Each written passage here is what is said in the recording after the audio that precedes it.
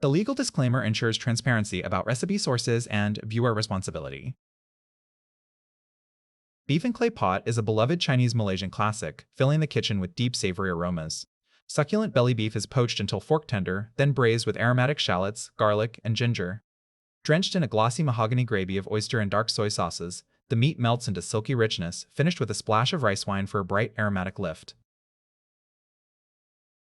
Main ingredients: belly beef D 600g, shallots 6 whole, garlic 1 head, cloves separated and whole, ginger 1 cm knob sliced, coriander leaves D 2 sprigs, coriander roots from the 2 sprigs reserved for cooking, peppercorns 10, light soy sauce 1 tablespoon, 5 spice powder 1/4 teaspoon, water 1 cup, cooking oil 1 tablespoon, sesame oil 1 teaspoon, oyster sauce 2 tablespoons, dark soy sauce 1 tablespoon, cornflour 2 teaspoons blended with 1 tablespoon water, rice wine 1 tablespoon. Optional addition: Chinese celery, a small handful, added for the last 10 minutes.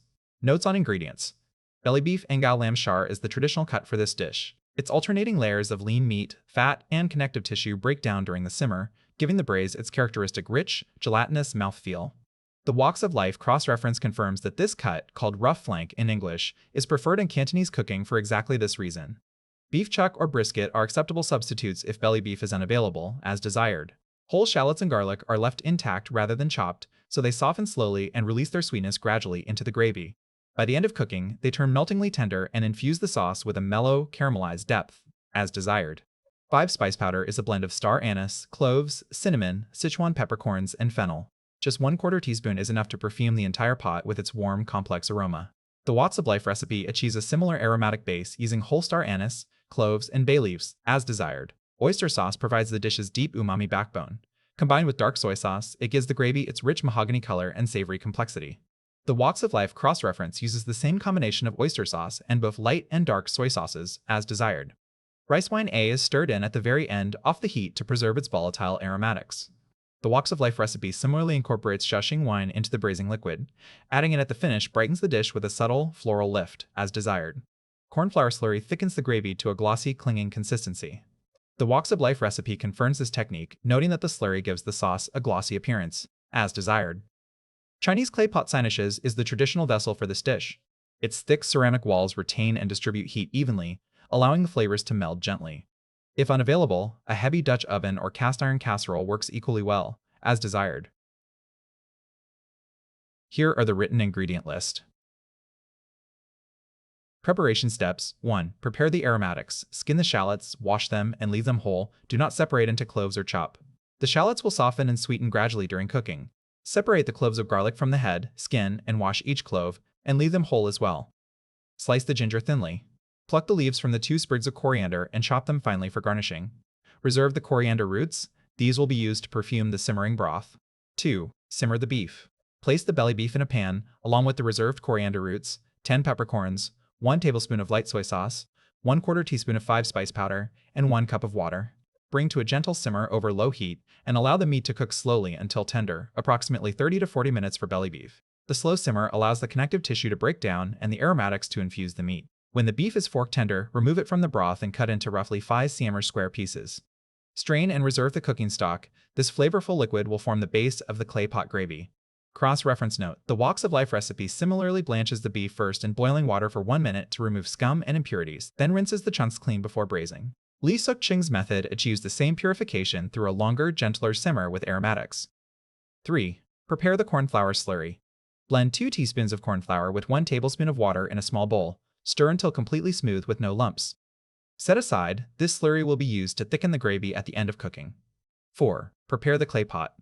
Place a Chinese clay pot on the stove. If using a new unglazed clay pot, soak it in water for 15 minutes before first use to prevent cracking. A seasoned clay pot can be placed directly over low to medium heat. Cooking steps. Step 1. Heat the oils.